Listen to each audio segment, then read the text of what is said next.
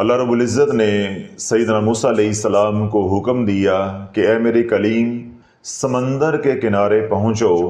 3 کشتیاں کنارے پہ لگنے والی ہیں، ان مسافروں کو متنبع کر دو کہ اللہ کا امر آنے والا ہے۔ تو سیدنا موسیٰ علیہ السلام نے اللہ رب العزت کا جب یہ حکم سنا تو آپ فوراً اپنے حجرے سے نکلے اور سمندر کے کنارے پہنچ گئے۔ سیدنا موسیٰ علیہ السلام فرماتے ہیں کہ جب میں سمندر کے کنارے پہنچا تو سمندر پرسکون تھا، یعنی اس کے اندر موجیں نہیں اٹھ رہی تھی۔ تو سیدنا موسیٰ علیہ السلام سمندر کے کنارے انتظار کرتے رہے، منتظر رہے ان کشتیوں کا جن کے بارے میں اللہ رب العزت نے حکم فرمایا تھا اور ان کو متنبع کرنے کا کہا تھا کہ میرا امر آنے والا ہے، ان کو جا کر متنبع کر دو، اگر وہ بچ سکتے ہیں تو بچنے کی کوشش کر لیں۔ اب سیدنا موسیٰ علیہ السلام سمندر کے کنارے ٹہل رہے ہیں، اللہ کا ذکر کر رہے ہیں اور ان کشتیوں کا انتظار کر رہے ہیں جنہوں نے کنارے لگنا ہے۔ اسی اثناء میں ایک کشتی نمودار ہوئی تو سیدنا موسیٰ علیہ السلام نے دور سے آواز دی، اے کشتی والو سنبھل کر آنا، اے کشتی والو سنبھل کر آؤ، اپنے گناہوں کی توبہ کرتے ہوئے آؤ، اللہ کا امر آنے والا ہے، اللہ کا امر آنے والا ہے۔ جب سیدنا موسیٰ علیہ السلام نے ان کشتی والوں کو متنبع کیا تو وہ کشتی والے کہنے لگے، اے موسیٰ، اللہ کے امر کو کون ٹال سکتا ہے؟ جو رات قبر میں ہے وہ باہر کیسے ہو سکتی ہے؟ جو ہونا ہے وہ ہو کر ہی رہنا ہے۔ اب یہ جواب ان کشتی والوں نے یعنی مسافروں نے سیدنا موسیٰ علیہ السلام کو دیا۔ اب کشتی جو ہے وہ دھیرے دھیرے کنارے کی طرف بڑھ رہی ہے۔ جس طرح میں نے عرض کیا کہ سمندر کے اندر کوئی موج نہیں ہے، سمندر جو ہے بالکل پرسکون ہے، لیکن جو ہی وہ کشتی کنارے کے قریب پہنچی یک لخت ایک موج اٹھی اور کشتی جو ہے وہ ڈاواں ڈول ہوئی۔ جب کشتی جو ہے وہ ڈاواں ڈول ہوئی تو تمام مسافر ہے ان کو آپا دھاپی پڑ گئی، اپنے آپ کو بچانے کی کوشش کرنے لگے۔ جب وہ اپنے آپ کو بچانے کی کوشش میں تھے تو کشتی اپنا توازن کھو بیٹھی، یوں وہ کشتی جو ہے وہ سمندر برد ہو گئی، پانی میں ڈوب گئی، جو مسافر تھے وہ غرق ہو گئے۔ اب سیدنا موسیٰ علیہ السلام ان کی تباہی کو دیکھ رہے ہیں اور اللہ کی جو مصلحتیں ہیں ان پہ بھی غور کر رہے ہیں کہ یہ اچھے بھلے کنارے کے قریب پہنچ رہے تھے تو بالکل سمندر کے ساحل کے قریب آ کر ان کو موت نے آ لیا ہے، اس کے اندر کیا حکمت ہے؟ تھوڑی دیر کے بعد دوسری کشتی نمودار ہوئی تو سیدنا موسیٰ علیہ السلام کی جب نگاہ پڑی تو آپ نے دور سے آواز دی، اے کشتی والو سنبھل کر آنا، گناہوں کی توبہ کرتے ہوئے آؤ، اللہ کا امر آنے والا ہے۔ تو انہوں نے بھی بالکل وہی جواب دیا جو پہلی کشتی والوں نے جواب دیا تھا کہ اللہ کے امر کو کون ٹال سکتا ہے، تقدیر کا لکھا کون بدل سکتا ہے، اگر ہماری موت آئی ہے تو وہ آ کر ہی رہنی ہے، وہ گھڑی آگے پیچھے نہیں ہو سکتی۔ اب وہ مسافر ساحل کی طرف یعنی وہ کشتی ساحل کی طرف بڑھ رہی ہے، جب وہ کشتی بھی ساحل کے قریب آئی تو موج اٹھی اور وہ لقمۂ اجل بن گئے، کشتی غرق ہو گئی، مسافر جو ہے وہ مر گئے۔ اب یہ 2 کشتیاں سیدنا موسیٰ علیہ السلام کے سامنے تباہ ہوئی ہیں تو آپ پریشان ہیں اور اللہ کی حکمتوں اور مصلحتوں میں غور کر رہے ہیں کہ جب میں انہیں متنبع بھی کر رہا ہوں تو یہ متنبع کرنے کے باوجود احتیاط نہیں کر رہے اور اللہ کا امر آ رہا ہے اور یہ سمندر برد ہو رہے ہیں، غرق ہو رہے ہیں، لیکن ساحل کے قریب آ کے اپنی منزل کے قریب آ کر یہ موت کے منہ میں جا رہے ہیں، اس کے اندر کیا مصلحت ہے؟ اب یہ باتیں سیدنا موسیٰ علیہ السلام جو ہے وہ سوچ رہے ہیں یا ان کے اوپر غور و فکر کر رہے ہیں۔ اسی اثناء میں جب تیسری کشتی نمودار ہوئی تو سیدنا موسیٰ علیہ السلام نے دور سے ان کو متنبع کیا کہ احتیاط کے ساتھ گناہوں پہ توبہ کرتے ہوئے آؤ، اللہ کا امر آنے والا ہے۔ جب انہوں نے یعنی تیسری کشتی والوں نے سیدنا موسیٰ علیہ السلام کی اس تنبیہ کو سنا تو وہ عرض کرنے لگے، اے موسیٰ تو بھی حق ہے، تیرا رب بھی حق ہے اور اللہ کا امر جو آنے کو ہے وہ بھی حق ہے، لیکن اللہ کی رحمت بھی تو ہے، تو ہم اللہ کی رحمت کے بھروسے پہ آ رہے ہیں اور ہمیں امید ہے کہ اللہ رب العزت اپنی رحمت کے وسیلے سے ہمیں پار لگائے گا عافیت اور خیر کے ساتھ۔ اب وہ کشتی جو ہے وہ دھیرے دھیرے ساحل کی طرف بڑھ رہی ہے اور بالآخر وہ ساحل پہ وہ کشتی جو ہے ساحل پہ پہنچ گئی، اپنی منزل پہ خیر و عافیت کے ساتھ پہنچ گئی۔ اب سیدنا موسیٰ علیہ السلام بڑے حیران ہوئے کہ یا اللہ تو نے مجھے حکم دیا تھا کہ فوراً سمندر پہ پہنچو، سمندر کے ساحل پہ پہنچو، سمندر میں 3 کشتیاں ڈوبنے والی ہیں، غرق ہونے والی ہیں، ان کو جا کر متنبع کر دو، اگر وہ اپنے آپ کو بچا سکتے ہیں تو وہ بچا لیں، یعنی نقصان سے بچ سکتے ہیں تو وہ بچیں۔ تو یا اللہ مجھے یہ بتایا گیا تھا کہ 3 کشتیاں غرق ہوں گی، 2 کشتیاں تو غرق ہو گئی ہیں، تیسری کا بچنا سمجھ میں نہیں آیا۔ تو اللہ رب العزت نے اپنے کلیم کو سیدنا موسیٰ علیہ السلام کو آواز دی کہ اے موسیٰ، آپ نے دیکھا نہیں کہ وہ کیا کہہ رہے تھے، آپ نے سنا نہیں ہے کہ وہ کیا کہہ رہے تھے، وہ یہ کہہ رہے تھے کہ تو بھی حق ہے، تیرا رب بھی حق ہے، تیرے اللہ کا امر بھی حق ہے، تیرے اللہ کا حکم بھی حق اور سچ ہے، لیکن ہم رب کی رحمت کے بھروسے پر سفر کر رہے ہیں، اس کی رحمت کے بھروسے پہ چلے آ رہے ہیں، اور ہمیں امید ہے کہ اللہ کی رحمت ہمیں عافیت اور خیر کے ساتھ پار لگائے گی۔ تو اے میرے موسیٰ، جو باب رحمت پہ آ کے دستک دیتا ہے، میرے رحمت کے دروازے پہ آ کے دستک دیتا ہے، جو میری رحمت کا دامن جو ہے وہ تھام لیتا ہے، پھر میں اس کو مایوس نہیں کرتا۔ انہوں نے اپنی قابلیت پہ بھروسہ کیا، اور تیسری کشتی والوں نے میری رحمت پہ بھروسہ کیا، تو جو پھر میری رحمت پہ بھروسہ کر لیتا ہے میں اس کو تنہا نہیں چھوڑتا، اس کو میں پار لگا کر چھوڑتا ہوں، اس کو میں غرق نہیں ہونے دیتا، اس کا میں نقصان نہیں ہونے دیتا۔ اللہ بولو، آج لوگ اپنی قابلیت کی وجہ سے، اپنے پیسے کی وجہ سے، اپنی صلاحیتوں کی وجہ سے،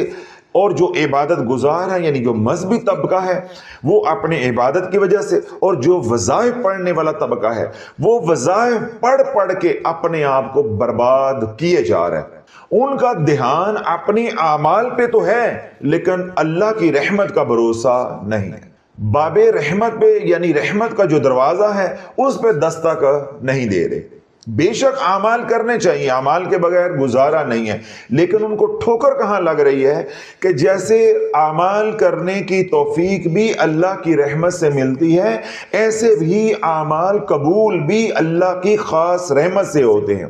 بسا اوقات یہ ہوتا ہے کہ اللہ اپنی رحمت سے اعمال کرنے کی توفیق تو دے دیتا ہے لیکن اعمال قبول نہیں ہوتے۔ تو اللہ بولو، جو اعمال کر لیے مگر قبول ہی نہ ہوئے، نہ دنیا کا کوئی نفع ہوا نہ آخرت کا کوئی نفع ہوا، تو پھر ان اعمال کو کرنے کا فائدہ کیا؟ آج جو لوگ وظائف پڑھ کے برباد ہوئے ہیں، یہ کیا ہے کہ ان کو اعمال کرنے کی توفیق مل گئی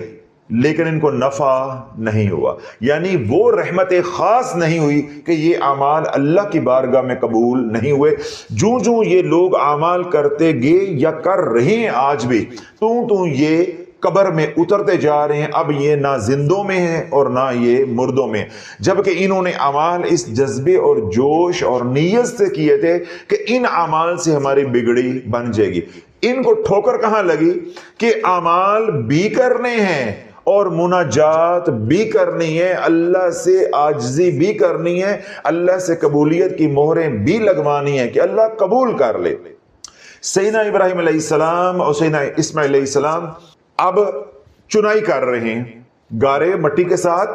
چنائی کر رہے ہیں، کعبۃ اللہ کی تعمیر کر رہے ہیں، اور ساتھ اللہ سے عاجزی کر رہے ہیں، مناجات کر رہے ہیں، ربنا تقبل منا، ربنا تقبل منا، اے ہمارے رب اس کو قبول کر لے، اس کو قبول کر لے، اس کو قبول کر لے۔ تو اللہ بولو، یہ ہے وہ ہماری خطا، یہ ہے وہ ہماری غلطی، یا یہ ہے وہ ٹھوکر جو ہمیں لگی ہے بالخصوص وظائف پڑھنے والے لوگوں کو، یا آج کے دور میں جو محنت ریاضت یعنی عبادت کرنے والے لوگ ہیں، جب وہ عبادت میں مشغول ہو جاتے ہیں، اس طرح وظائف کرنے والے لوگ وظائف میں مشغول ہو جاتے ہیں تو وہ دعاؤں سے مناجات سے محروم ہو جاتے ہیں۔ میں نے ڈنگے کی چوٹ پہ 1.5 سال سے یہ بات کہی اور کہہ رہا ہوں کہ جو لوگ وظائف کرنے والے ہیں ان کے ہاں نہ آپ کو دعائیں ملیں گی، نہ مناجات ملیں گی، نہ درود پاک ملے گا اور نہ استغفار ملے گا، اور اگر یہ تینوں اعمال ملیں گے بھی تو نہ ہونے کے برابر بہت مختصر وقت کے لیے یعنی قلیل ملیں گے۔ باقی ان کا سارا وقت اوراد و وظائف پہ لگتا ہے کہ ہم وظیفے پڑھ کے تقدیر کو بدل کے چھوڑیں گے، حالات کو بدل کے چھوڑیں گے، اپنے کام اللہ سے کروا کے چھوڑیں گے۔ پھر جب وہ اس ضد پہ آ جاتے ہیں تو اللہ رب العزت پھر ان کو ان کی ضد کے اندر ہی تھکا دیتا ہے، ان کو ان کے ارادوں کے اندر تھکا دیتا ہے اور ملتا کچھ نہیں ہے سوائے بربادی کے۔ جتنا وہ پڑھتے جاتے ہیں مایوس بھی ہوتے جاتے ہیں، تھکتے بھی جاتے ہیں اور ملتا بھی کچھ نہیں، اور بالآخر وہ رجت کا شکار ہو جاتے ہیں۔ پھر خود نہیں اجڑتے بلکہ اپنی نسلوں کو بھی اجاڑ کر رکھ دیتے ہیں۔ کیوں؟ انہوں نے بھروسہ کیا اپنے اعمال کے اوپر، وہ یہ بھول گئے کہ اعمال کی توفیق مل جانا ایک الگ انعام ہے، پھر ان اعمال کا قبول ہو جانا یہ خاص الخاص انعام ہے۔ اعمال کی توفیق مل گئی، بہت بڑی بات ہے، اللہ کا کرم ہے۔ جس طرح میں نے کہا کہ اعمال تو کر لیے، جب اعمال قبول ہی نہ ہوئے تو پھر کرنے کا کیا فائدہ ہوا؟ تو اس لیے اللہ تعالیٰ جب اعمال کرو، چاہے کوئی بھی عبادت کرو یا کوئی بھی عمل کرو، تو اللہ کا شکر ادا کرو کہ اللہ نے مجھے عمل کرنے کی توفیق عطا فرمائی ہے۔ پھر ساتھ ساتھ عاجزی بھی پیش کرو، مناجات بھی کرو کہ اے اللہ میری اس ہمت کو، کوشش کو، میرے اس عمل کو، میرے اس وظیفے کو، یا جو بھی آپ کر رہے ہیں، یا اللہ اپنی بارگاہ رحمت میں شرف قبولیت عطا فرما، اس کو قبول فرما لے۔ یہ اس پائے کا نہیں ہے، اس درجے کا نہیں ہے، اس میں اتنا اخلاص نہیں ہے، یا تیری شان نہیں ہے کہ میں تیرے دربار میں پیش کر سکوں، لیکن یا اللہ تو اپنی رحمت کے صدقے میرے اس عمل کو قبول و منظور فرما لے۔ تو اللہ جب اعمال کرنے والا شخص یعنی عامل جو ہے وہ اعمال بھی کر رہا ہوگا اور اس کی نگاہ یا اس کا بھروسہ اللہ کی رحمت پہ بھی ہوگا، تو انشاءاللہ عمل کے دوران بھی آسانی ہوگی اور عمل بھی قبول ہوگا، یعنی جس مقصد کے لیے انسان عمل کرے گا وہ مقصد بھی اس کو حاصل ہو جائے گا۔ جب آپ اعمال کر رہے ہیں، آپ کی نگاہ صرف محض عمل کے اوپر ہے، اس کی قبولیت کی طرف آپ کا دھیان نہیں ہے، یا اللہ سے نہیں مانگ رہے، تو اللہ بولو وہ عمل آپ کو لڑ جائے گا، آپ کے لیے وہ مسائل اور آزمائشیں لے کر آئے گا، پریشانیاں لے کر آئے گا۔ دوران عمل بھی آپ پریشان ہوں گے اور عمل کے بعد ملنا بھی کچھ نہیں ہے سوائے ذلت کے، سوائے رسوائی کے، سوائے مالی تنگ دستی کے، سوائے لا علاج بیماریوں کے، اور سوائے گھر کے اندر بد اتفاقی، جھگڑے اور قرض کے یعنی مقروض ہونے کے علاوہ آپ کو کچھ نہیں ملنا۔ اگر وہی عمل آپ کر رہے ہیں اور اللہ سے ڈر بھی رہے ہیں، اللہ سے قبولیت کے لیے مناجات بھی کر رہے ہیں، تو وہ عمل آپ کے لیے خیر لے کر آئے گا، سلامتی لے کر آئے گا، عافیت لے کر آئے گا، آسانیاں لے کر آئے گا۔ وہ عمل بھی ہموار طریقے کے ساتھ چلے گا، تھوڑے وقت کے اندر وہ آپ وظیفہ وہ عمل بھی کر لیں گے، پھر ساتھ ہی ساتھ اس عمل کے فیض و برکات یعنی نفع فائدے بھی ظاہر ہونا شروع ہو جائیں گے، اور جب وہ عمل مکمل ہوگا پھر تو ویسے ہی خیر ہو جائے، پھر تو ویسے ہی کرم ہو جائے گا۔ تو عرض میں یہ کرنا چاہتا ہوں کہ جو بھی آپ اعمال کر رہے ہیں ان اعمال کو آپ جاری رکھیں اور اللہ کا اٹھتے بیٹھتے شکر بھی ادا کریں کہ اللہ نے مجھے اعمال کی توفیق دی ہے۔ لیکن یہ بات مت بھولیں کہ میں نے ان اعمال کو اللہ کی بارگاہ میں قبول بھی کروانا ہے، یعنی عرض یہ کرنا چاہتا ہوں کہ چلتے بھی رہو اور ڈرتے بھی رہو۔ جو آپ اعمال کر رہے ہیں شافیہ سوشل میڈیا سے یا کسی کے بتائے ہوئے اعمال کر رہے ہیں، ابھی شروع کیے ہیں یا پہلے سے شروع کیے ہوئے ہیں، ان اعمال کے اندر ایک مسنون دعا کو شامل کر لیں، اور وہ دعا ہے یا حیو یا قیوم برحمتک استغیث، یا حیو یا قیوم برحمتک استغیث۔ کم از کم اس دعا کو ہر نماز کے بعد 3 بار پڑھ لیا کریں۔ پھر جو وظیفہ، جو عمل آپ کر رہے ہیں اس عمل کو کرنے کے بعد دعا کیا کریں، اور اس دعا کے اندر اس دعا کو بھی شامل کر لیں، ان کلمات کو بھی شامل کر لیں، یا حیو یا قیوم برحمتک استغیث، یا حیو یا قیوم برحمتک استغیث۔ اللہ بولو اس کے اندر راز یہ ہے کہ جب آپ اللہ سے یوں مانگو گے کہ یا حیو یا قیوم برحمتک استغیث، یا حیو یا قیوم برحمتک استغیث، تو جو اللہ آپ کو اس عمل کے اوپر یا اس دعا کے اوپر عنایت فرمائے گا اس کا کوئی حساب نہیں ہوگا، رحمت کا کوئی حساب نہیں ہے، نعمت کے بارے میں پوچھا جائے گا، نعمت کا حساب دینا پڑے گا۔ اس لیے جو عمل آپ کر رہے ہیں، وظیفہ کر رہے ہیں، وہ آپ کرتے رہیں۔ جب اس دعا کو شامل کر لیں گے تو اس وظیفے کے اندر بھی اللہ آسانیاں فرمائے گا، یعنی اس کے اندر ناہمواری نہیں آئے گی، رکاوٹ نہیں آئے گی، وہ عمل آپ کا ٹوٹے گا نہیں۔ اور دوسرا کیا ہے کہ وہ عمل اللہ کی بارگاہ میں انشاءاللہ قبول ہوگا اور آپ کے لیے خیر لے کر آئے گا، سلامتی لے کر آئے گا، عافیت لے کر آئے گا۔ اس عمل کرنے کا آپ کو دنیا میں بھی نفع ہوگا اور انشاءاللہ آخرت میں بھی نفع ہوگا۔ جو اللہ کی رحمت کو تھام لیتے ہیں، دامن کو تھام لیتے ہیں، یا اللہ کی رحمت کے دروازے پہ دستک دیتے ہیں، اللہ کسی کو مایوس نہیں ہونے دیتا۔ میں آخری بات کہتا ہوں، بڑی توجہ کے ساتھ آپ نے سننی ہے۔ آپ تمام حضرات نے حجاج بن یوسف کا نام سنا ہوگا۔ حجاج بن یوسف وہ سفاک اور ظالم گورنر گزرا ہے کہ جس نے اپنی تلوار سے 1,00,000 لوگوں کو موت کے گھاٹ اتارا ہے، اور جو اس نے اپنے کرندوں کے ذریعے، جلاد کے ذریعے لوگوں کو مروایا، صحابہ کو شہید کروایا، تابعین تبع تابعین کو شہید کروایا، اور ان کو جیلوں میں ڈالا، ان کو اذیتیں دیں، وہ مظالم ایک الگ داستان ہے۔ صرف اپنی تلوار سے 1,00,000 لوگوں کو قتل کیا ہے، شہید کیا ہے، ایسا ظالم وہ انسان تھا۔ لیکن جب وہ مرنے لگا تو وہ رب کی بارگاہ میں عرض کرنے لگا کہ یا اللہ، تیری ساری مخلوق کہتی ہے، تیرے بندے بندیاں کہتے ہیں کہ حجاج بن یوسف کی بخشش نہیں ہونی، لیکن میں تیرے دامن رحمت کو پکڑتا ہوں، دروازے رحمت پہ دستک دیتا ہوں کہ اے اللہ، میں تیری رحمت سے مایوس نہیں ہوں، مجھے امید ہے کہ تو اپنی رحمت سے مجھے معاف فرما دے گا، یعنی مجھے بخش دے گا۔ اب یہ دعا حجاج بن یوسف نے مرتے وقت کی۔ جب یہ دعا کا علم یا حجاج بن یوسف کی موت کا علم حضرت عمر بن عبدالعزیز کو ہوا تو آپ کو رشک آیا کہ کاش اللہ یہ موت مجھے بھی عطا کرے، کہ اس نے ساری زندگی اتنے مظالم ڈھائے ہیں، لیکن مرتے ہوئے اسے کیسی خوبصورت دعا کرنے کی توفیق مل گئی ہے، کاش اللہ مرتے ہوئے مجھے بھی ایسے مناجات کرنے کی توفیق عطا فرمائے، میں بھی رب کے رحمت کے دروازے پہ دستک دیتا ہوا اس دنیا سے جاؤں۔ یعنی عمر بن عبدالعزیز رحمت اللہ علیہ اب حجاج بن یوسف کی موت کے اوپر رشک کر رہے ہیں کہ اللہ مجھے بھی ایسی موت عطا فرمائے۔ پھر جب یہ بات چلتے چلتے شیخ حسن بصری رحمت اللہ علیہ کے پاس پہنچی تو آپ نے لوگوں سے پوچھا، کیا تم گواہی دیتے ہو کہ مرتے وقت وہ یہ دعا کر رہا تھا؟ تو جو چشمدید گواہ تھے انہوں نے کہا، جی ہم نے خود اپنے کانوں سے سنا ہے کہ جب اس کی روح پرواز کرنے والی تھی تو وہ رب کی بارگاہ میں یوں مناجات کر رہا تھا کہ یا اللہ، تیری مخلوق کہتی ہے میں نے بخشے نہیں جانا، تیرے بندے بندیاں کہتی ہیں میں نے بخشے نہیں جانا، لیکن میں تیری رحمت سے مایوس نہیں ہوں، میں تیری رحمت سے جو ہے امید رکھتا ہوں کہ تو میری بخشش فرما دے گا، درگزر والا معاملہ فرمائے گا۔ جب لوگوں نے گواہی دی تو شیخ حسن بصری رحمۃ اللہ فرماتے ہیں،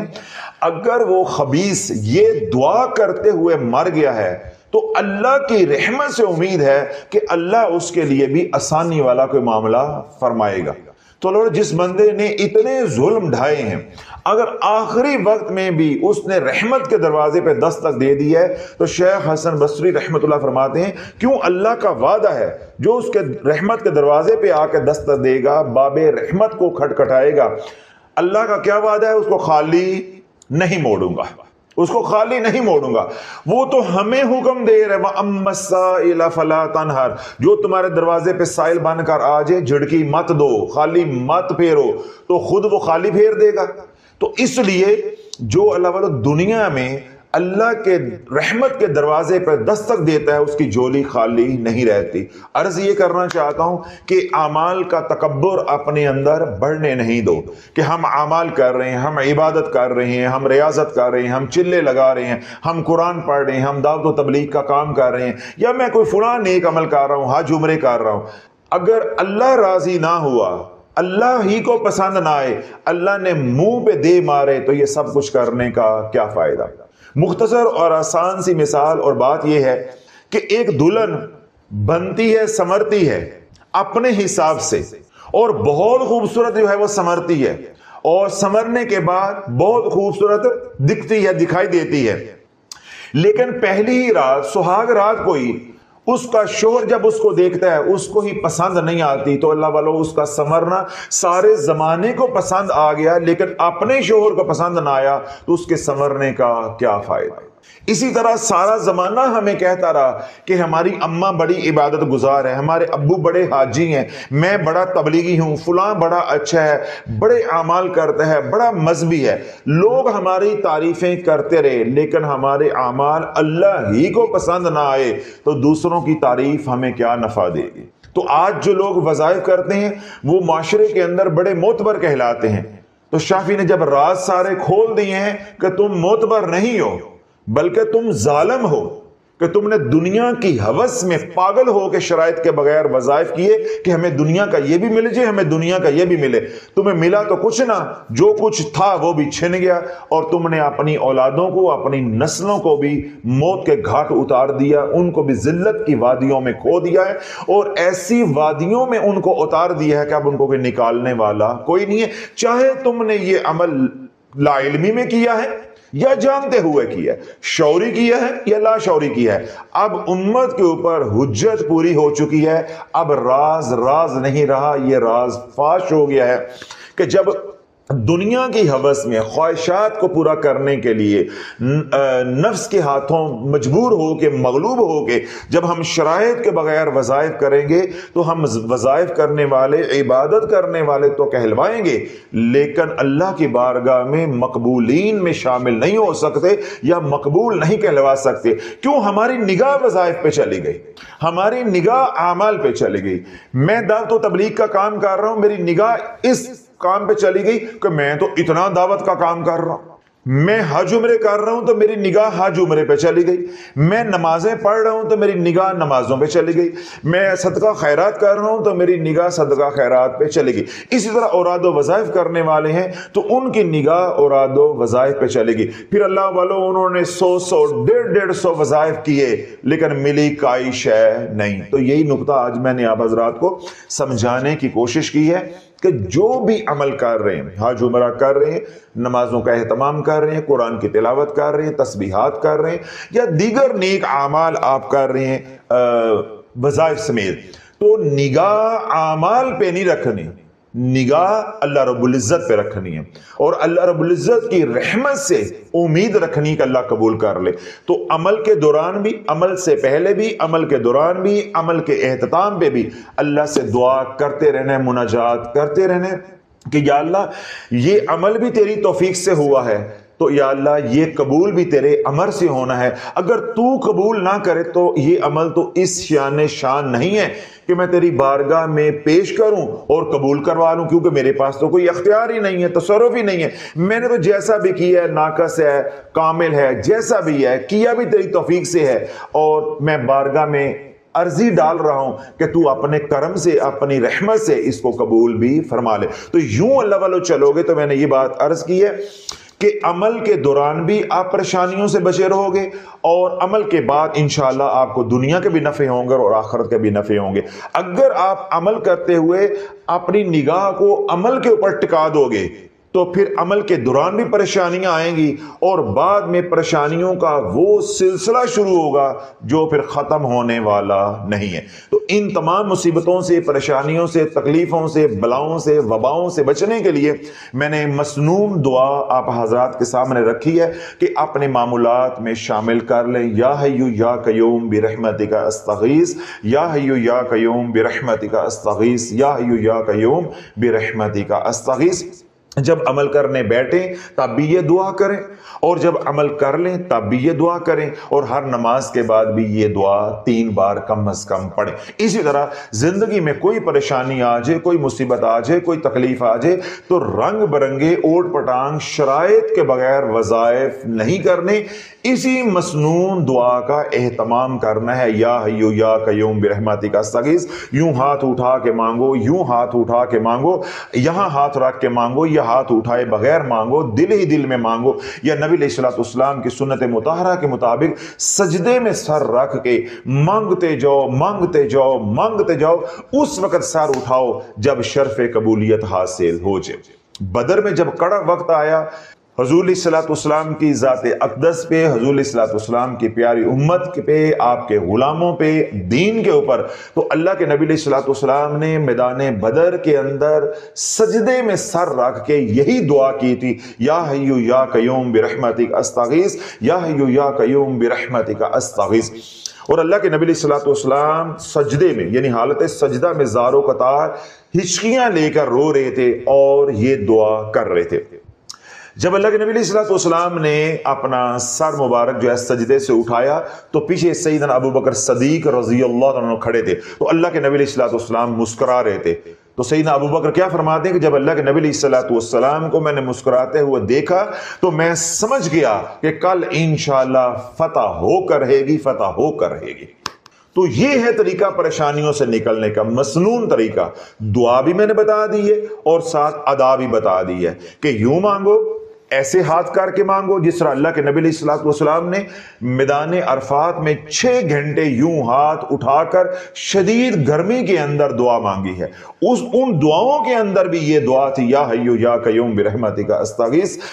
اپنے لیے بھی اور اپنی امت کے لیے بھی، قیامت تک آنے والی امت کے لیے بھی۔ میدان بدر میں بھی جب کڑا وقت ہے تو اللہ کے نبی علیہ الصلوۃ والسلام نے یہی دعا مانگی۔ عرض یہ کرنا چاہتا ہوں کہ من گڑت وظائف سے بچو،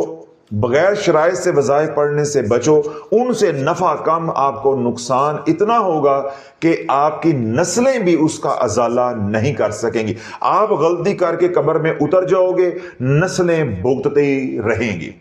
کوئی پریشانی آ جائے، کوئی مصیبت آ جائے، یا کوئی مصیبت اس وقت بھی موجود ہے، اسی دعا کو چلتے پھرتے اٹھتے بیٹھتے ہر حال کے اندر، وضو بغیر وضو، پاکی ناپاکی،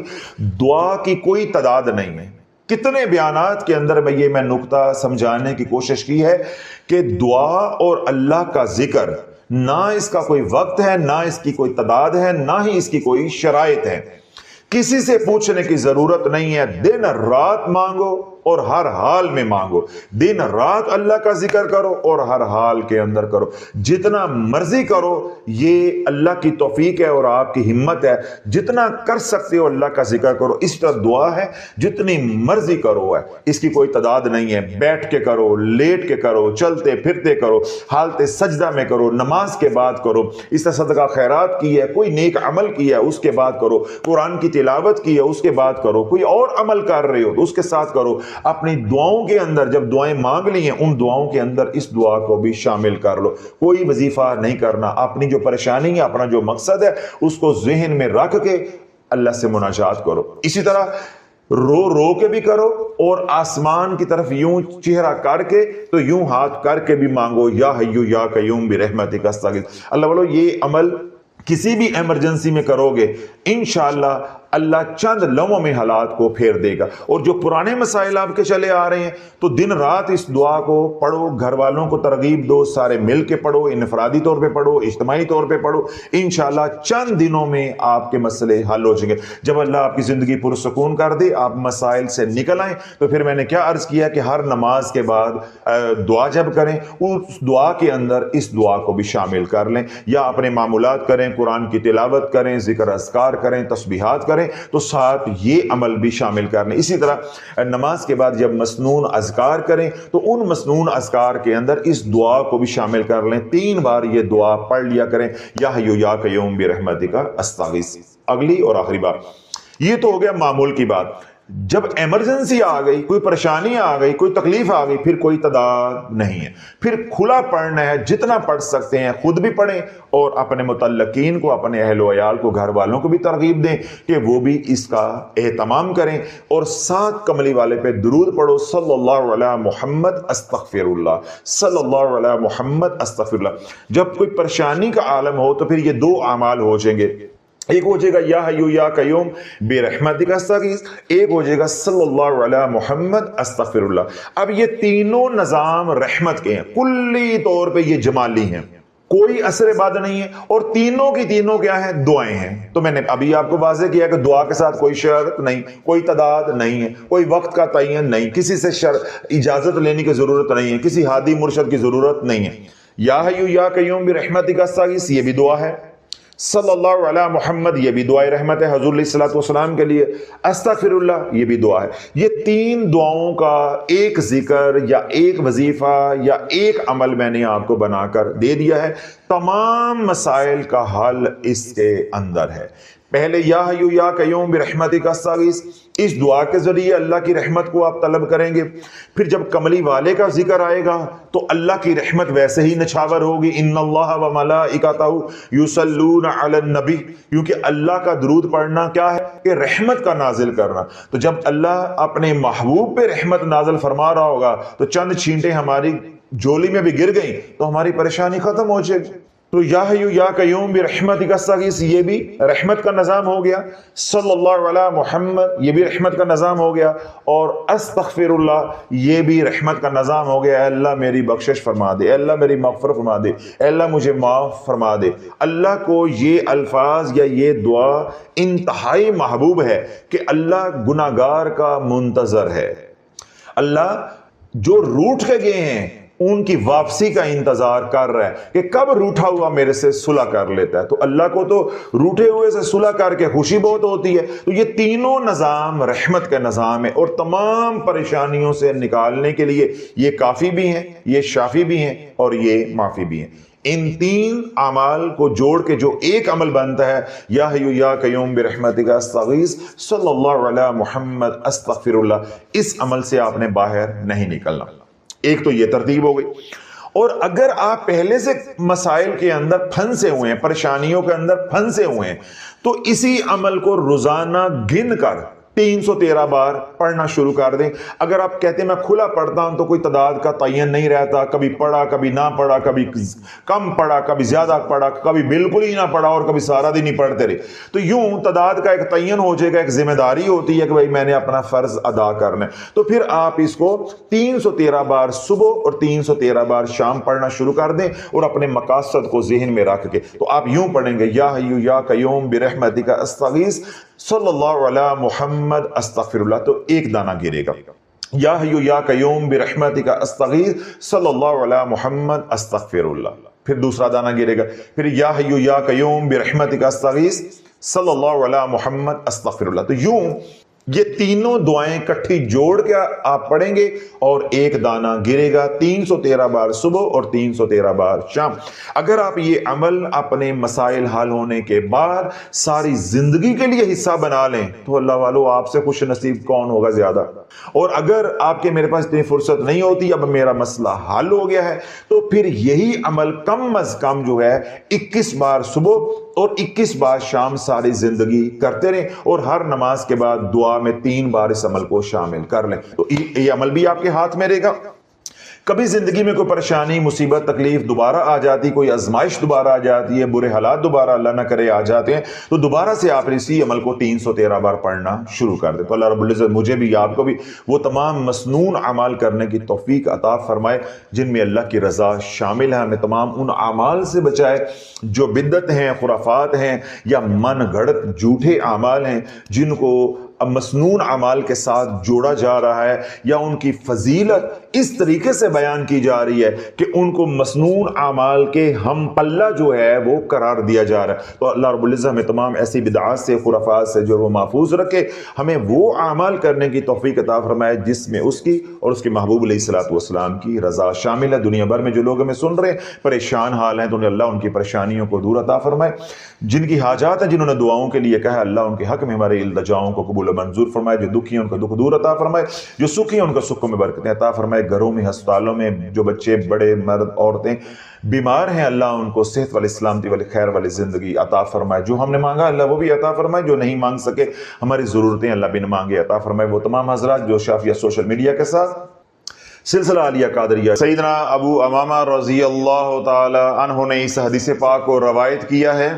کہ حضور علیہ الصلوۃ والسلام نے ارشاد فرمایا کہ صرف 4 چیزیں ہیں جو اللہ کے عرش کے نیچے سے اتری ہیں، ان 4 چیزوں کے علاوہ کوئی ایسی چیز نہیں ہے جو اللہ کے عرش کے نیچے سے نازل ہوئی ہو۔ ان 4 چیزوں میں سے پہلی ہے ام الکتاب یعنی سورہ فاتحہ، دوسری ہے سورہ کوثر، اور تیسری ہے آیت الکرسی، اور چوتھی ہے سورہ بقرہ کی آخری 2 آیات۔ اللہ کے نبی علیہ الصلوۃ والسلام کا ارشاد پاک ہے، سیدنا انس بن مالک رضی اللہ تعالی عنہ روایت کرتے ہیں کہ ہم حضور علیہ الصلوۃ والسلام کی بارگاہ میں بیٹھے تھے کہ حضور علیہ الصلوۃ والسلام پر نیند کا غلبہ ہوا، یعنی نیند طاری ہوئی۔ تو جب حضور علیہ الصلوۃ والسلام اس کیفیت سے نکلے تو آپ نے تبسم فرمایا، یعنی جب حضور علیہ الصلوۃ والسلام نیند سے دوبارہ بیدار ہوئے تو آپ مسکرائے، آپ نے تبسم فرمایا۔ پھر اللہ کے نبی علیہ الصلوۃ والسلام نے ارشاد فرمایا کہ ابھی ابھی میرے پہ قرآن نازل ہوا ہے، اللہ رب العزت نے ایک سورہ مبارکہ کو نازل فرمایا ہے اور وہ سورہ مبارکہ ہے سورہ کوثر۔ اللہ رب العزت نے مجھے کوثر عطا کی ہے۔ کیا آپ کو معلوم ہے کہ کوثر کیا ہے؟ حضرت انس بن مالک رضی اللہ عنہ روایت کرتے ہیں کہ صحابہ نے حضور علیہ الصلوۃ والسلام کی بارگاہ میں عرض کی کہ یا رسول اللہ، اللہ اور اس کا رسول ہی بہتر جانتا ہے کہ کوثر کیا ہے۔ تو پھر اللہ کے نبی علیہ الصلوۃ والسلام نے صحابہ کو مخاطب کر کے ارشاد فرمایا کہ کوثر سے مراد وہ نہر ہے جو جنت میں ہے، اللہ نے وہ نہر مجھے عطا کی ہے جس نہر پر میری امت آئے گی،